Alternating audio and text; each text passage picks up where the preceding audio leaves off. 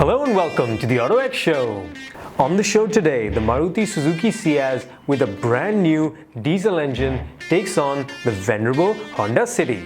Shivank swings a leg over two very interesting motorcycles from Hero MotoCorp. But first, here are the City and the Ciaz.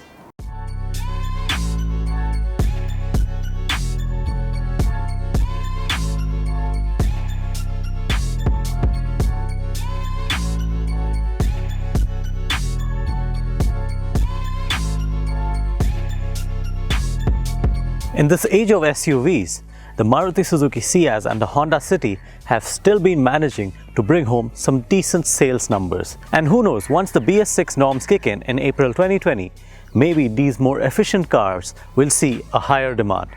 While we are yet to see that, Maruti Suzuki isn't taking its game lightly. So it's brought out a new diesel engine, a 1.5-litre diesel engine developed in-house by Suzuki. But as I mentioned, the April 2020 BS6 norms are around the corner, and that is expected to drive up diesel car prices by up to 2 to 2.5 lakh rupees over the petrol counterparts. So right now, the future of diesel cars sure looks uncertain, but Maruti Suzuki isn't going to shy away from a fight. So it's brought out this new engine that is capable of meeting BS6 emissions norms, although right now it still meets BS4 emission norms. As for the Honda City, well, this car has been a segment benchmark for a while now, and it's been powered by its 1.5-litre ID.Tech diesel engine, which was also developed by Honda a couple of years ago. So the Japanese have got the diesel game stronger than ever before. But coming to today, you can sense that the Honda City is aging now. You can feel that it is crude in its operation as a diesel car when in contrast you compare it to the Ciaz. But now coming back to this comparison, the Ciaz's 1.5-litre engine develops 95 horsepower as compared to the City's 100 horsepower. So while it has 5 horsepower less, it has 25 more Newton meters of torque at 225 Nm, while the diesel Honda develops 200 Newton meters of torque. Both these engines are mated to 6-speed manual gearboxes, and both these cars push the boundaries when it comes to fuel efficiency. But be that as it may, let's now get behind the wheel of both these cars and see how the laws of evolution have taken the diesel car game forward.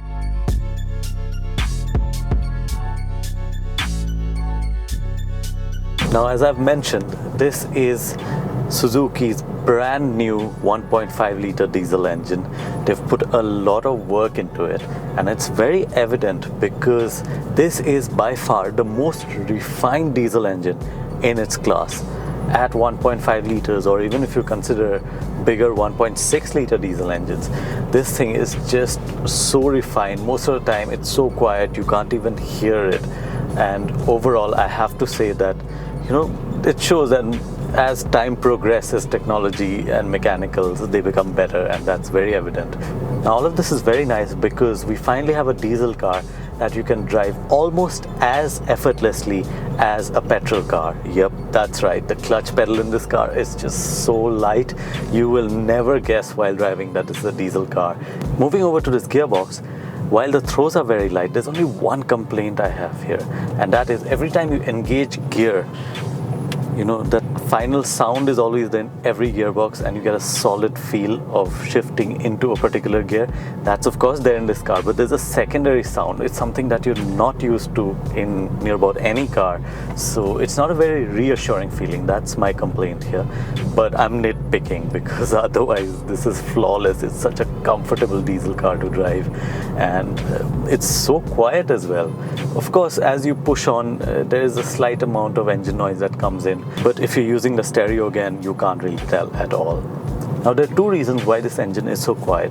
One, it's got a dual mass flywheel, and second, well, there's a lot of sound deadening materials. So all of this has come together very well, and overall this is the most comfortable and the most refined diesel car in its class you can buy today.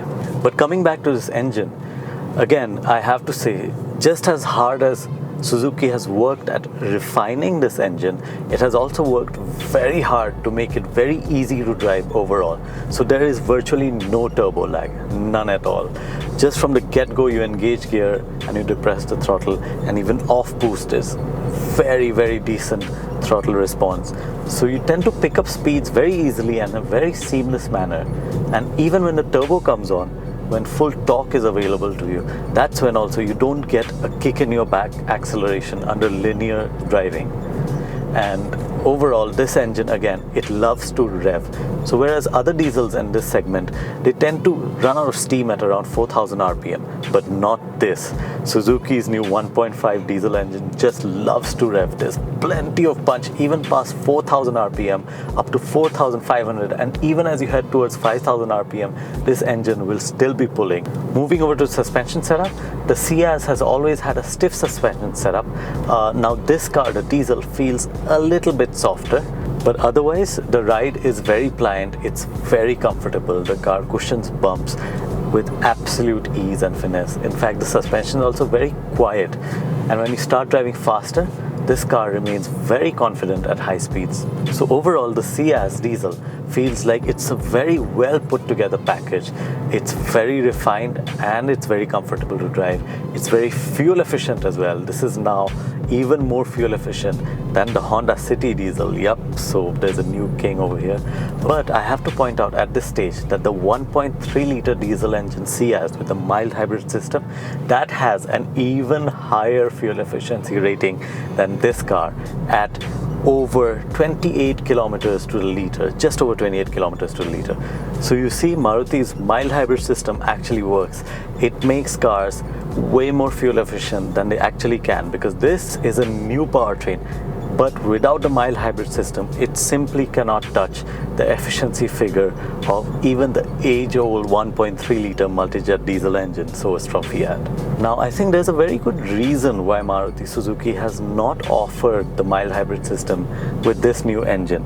It's simply because I think they're saving on development costs, because right now there's a lot of uncertainty about the future of diesel cars, and Maruti has come out in the open and stated that it will make 1.5 liter engine diesel cars for its bigger models, but that is only provided that there is demand for these cars in the market. So right now we don't know. Come April 2020, we will see what demand for diesel cars, BS6 diesel cars, will be like, because those cars will cost at least 2, if not 2.5 lakh rupees more than their manual petrol counterparts. So we are yet to see how this market demand settles over time. Nevertheless, it's now time to take a closer look at the interiors of the Ciaz to see how it fares alongside the Honda City. Now, apart from the instrument cluster, the interiors of the new diesel Ciaz remain the same as that of the other models. There's plenty of space for front and rear seat occupants. There's just so much legroom at the back that you really have little to complain about, although headroom for taller occupants can be an issue. The dual-tone color theme of the dashboard looks nice with the forward inserts that are also present on the door pads, and the beige upholstery in general lends the cabin a premium appeal. In terms of features, you get automatic LED headlights, LED front fog lamps, leather upholstery, an electronic interior rearview mirror, a touchscreen infotainment system with brilliant voice commands, and a whole lot more.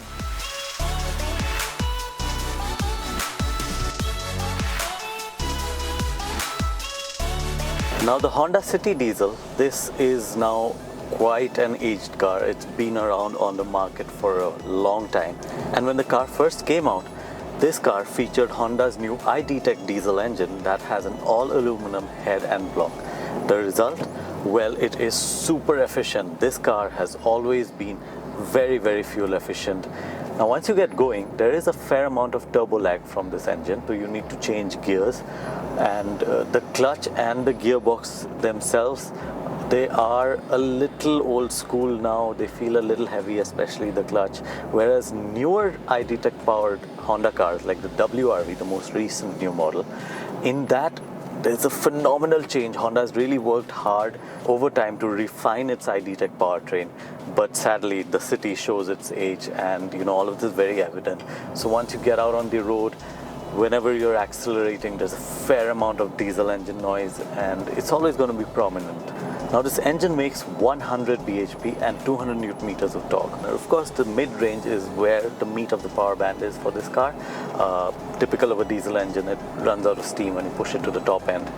But otherwise, this car is quite comfortable to drive. As for ride comfort, the City has quite a pliant setup, and you're never really tossed about in this cabin. But coming back to this engine, When it came out, this car offered class-leading fuel efficiency of over 25 kilometers per liter, unheard of in a car of this size and weight. And realistically too, this engine is very fuel efficient. So overall, the diesel Honda City is all about efficiency and comfort. Now the engine is mated to a 6-speed manual gearbox. It has accurate throws. Overall, it's quite easy to use. I only wish the clutch pedal was a little lighter. You know, newer diesel cars are becoming more and more convenient to drive, and that's something that's very evident in the Ciaz. Now since peak torque of 200 Newton meters kicks in at 1750 RPM, you're going to have to work that clutch and gearbox to keep the turbo spooling for smooth progress. The model we have here is the second from top VX variant, which has a similar equipment list as the Alpha variant of the Ciaz in this comparison. In terms of features, you get LED headlights, LED front fog lamps, leather upholstery, an electrochromic interior rearview mirror, a touchscreen infotainment system, a sunroof, and so on. Now, like the Ciaz, the City too offers acres of cabin space for rear seat occupants, but I do have to mention that the City's seats are more supportive. So overall, both these cars offer similar levels of equipment, in-cabin comfort and space. But it's the Ciaz that now feels a little bit more premium in terms of fit and finish, making its cabin feel a little bit plusher. But when it comes to drivability, the more modern powertrain of the Ciaz is definitely a couple of steps ahead in terms of refinement, ease of driving, efficiency, and indeed performance. Now don't go anywhere, because when we come back, Shivank rides Hero MotoCorp's brand new off-road motorcycle, the XPulse.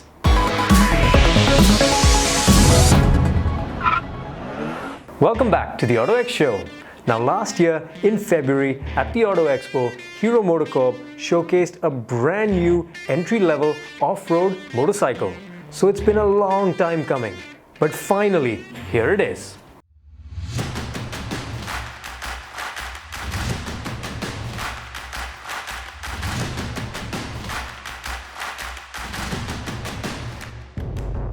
It was in 2017 when Hero showcased the XPulse concept, a lightweight off-roading motorcycle. Then at the Auto Expo in 2018, Hero confirmed that they'll put this bike into production. However, for a whole year we didn't hear anything from them. Now it's 2019 and the XPulse has finally seen the light of the day. What you see here is the production version of the XPulse concept. Again, the basics are the same. It's a proper off-road motorcycle. It's based on the Xtreme 200R.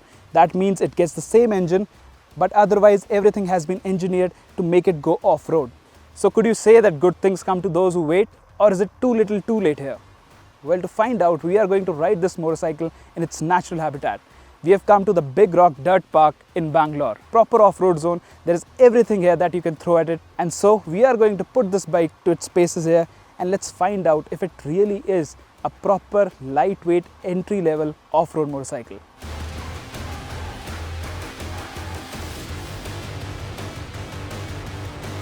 As you can see, this is a bare basic design, and Hero is making no bones about it, because this bike is not supposed to be aesthetically pleasing. It's all about function over form here. So let's get down to the main bits. First of all, let's talk about the suspension. It gets long travel suspension both ends. The front suspension has a travel of 190 mm, and the rear, that is a monoshock, has a travel of 170 mm. Then as you can see, the exhaust is mounted higher up. Other off-road oriented things here include this hand guard. There's a small windscreen, and then there's an engine bash plate here. So let's talk about the riding posture. It's very nice and comfortable. The handlebar is higher up, so that means when you go off-roading, you can stand on the pegs. Apart from that, the seat height is quite accessible because it's only 823 mm. So that means for my 5'8" frame, I can get my feet down easily. I mean, it doesn't feel too tall. In terms of feature and equipment, it gets a nice all-digital instrument cluster. There is also Bluetooth connectivity, so you can connect your smartphone to the setup here, and it also gets navigation. Plus, there are LED headlamps. The fuel tank has a capacity of 30 liters, and the bike weighs just 154 kilograms. Braking duties are done by disc brakes at both ends. It comes with a disc at front that's 276 mm, and the rear disc is 220 mm. But the important thing to notice here is it gets only single channel ABS, which when you're off-roading is what you want. The fit and finish on the bike isn't the best though. The plastics feel flimsy and the paint quality could have been better. The instrument cluster however looks very good and it's very easy on the eye with its large and clear layout. The Bluetooth connectivity and navigation system can be iffy at times as it kept on unpairing my phone during the ride. As mentioned earlier, the 200cc engine is the same as the Xtreme 200R, and this means that it's a refined and smooth motor with a very strong low end and mid-range performance. This motor loves to be revved, and paired with a smooth and short ratio gearbox, it feels very eager. That said, the top end performance is weak and nothing to write home about. Of course, this one here gets a bigger sprocket compared to the Xtreme 200R. It struggles to hit 120 kmph on the speedo. And when you're doing triple digit speeds, the vibrations from the handlebar and foot pegs are very prominent. So if you plan to ride it within city, it's a decent bike. But out on highways and long distance rides, you'd want more poke. And since we are on the subject of touring, the saddle isn't the most comfortable for long rides either, as the seat is hard and narrow. While the XPulse doesn't feel special enough for the road, it all changes when you get off it, because it's simply brilliant there.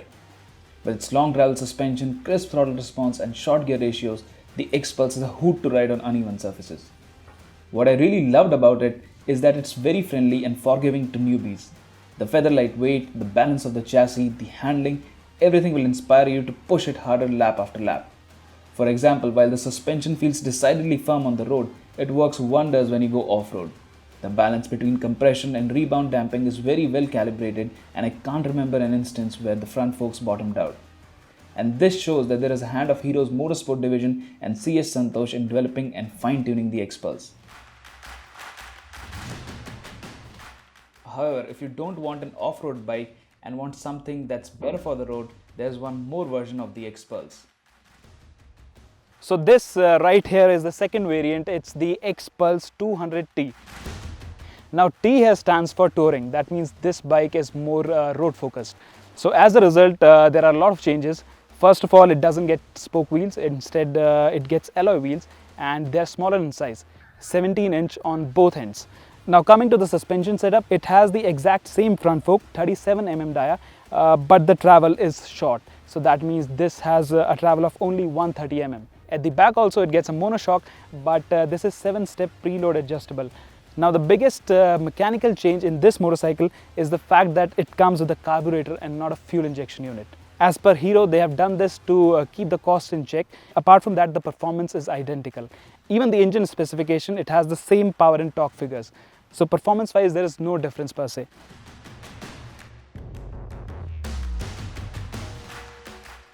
Although the 200T has the same underpinnings, it feels completely different to ride.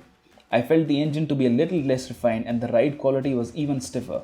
The top speed is also lower at 115 kmph, but on tarmac the 200T feels better and more agile to ride because of its 17-inch tires and lower center of gravity. But given the price difference between the two, I have to say the XPulse 200 is better package overall. Both the bikes get single channel ABS and disc brakes on both ends. The brakes have a wooden feel and lack feedback, but the braking performance is satisfactory.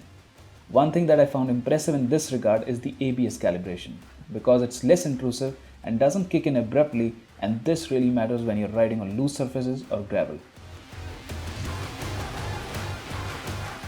So now that we have ridden both the versions of the XPulse, it's verdict time. So between these two, the XPulse and the 200T, I'd any day go for this one, the off-road version. And the reason for that is simple, because for me, this is a complete bike. It does everything that the 200T does, but I think this one does it slightly better. See, off-road, it's fantastic. Even on-road, it's better than the 200T. It has got a high top speed. It's more comfortable, and I found it to be more refined. But that aside, the main thing to notice here is that Hero has absolutely hit the nail on the head here. You see, they set out to make an affordable, lightweight off-road motorcycle, and they have really aced it. What I really love about this motorcycle is first, it's light, the balance is superb, the handling is fantastic, the braking, the chassis, everything feels top-notch. And if you're a beginner at off-roading like myself, I think this is a great learning tool. Now don't go anywhere, because when we come back, Shivank heads from the dirt track to the racetrack.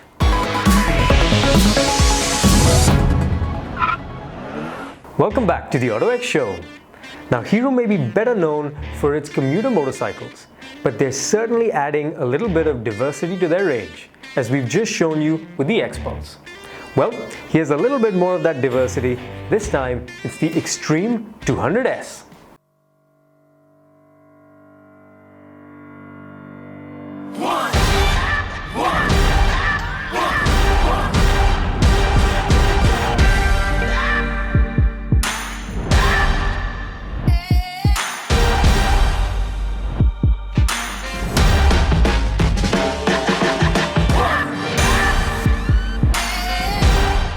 After launching the XPulse, it seems Hero doesn't plan to shut the throttle on its 200cc offerings, which is why they have now added one more model to the portfolio. It's called the Xtreme 200S, and no prizes for guessing, this is a fully fared version of the Xtreme 200R. Now that also means most of the fundamentals are identical. It gets the same 200cc engine, same chassis, same suspension, and even most of the cycle parts are identical to the naked sibling. However, it gets a couple of new features and we'll come to that later on. But right now we are at the BIC and we are going to ride it and find out just how much different is it from the naked sibling.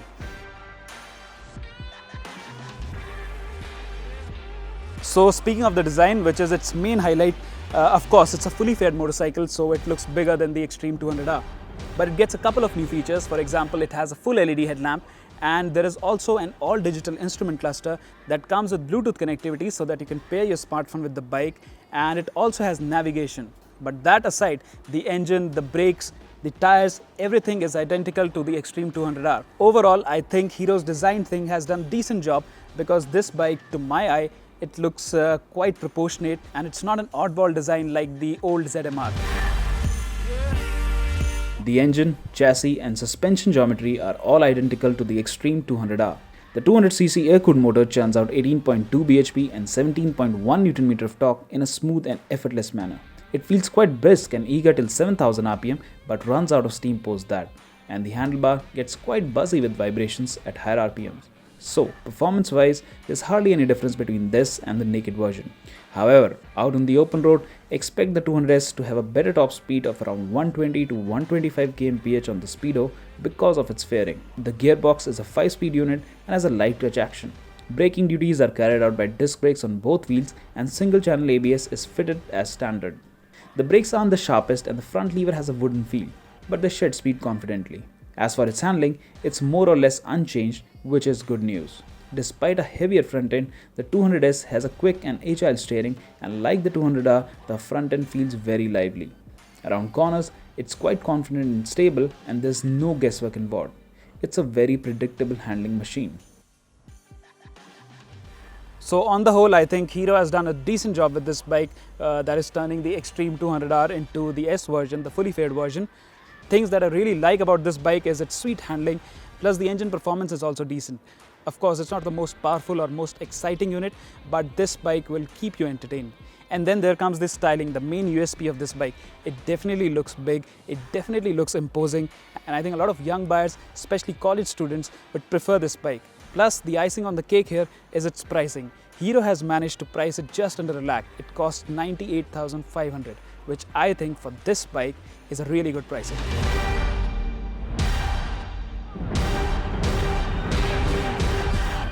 Well, that's all the time we have for you today. Thank you for joining us. Remember to follow us on social media for your daily dose of all things automotive. And remember, it's chaos out there, so always buckle up and wear your helmets. We'll see you again next weekend on the AutoX Show.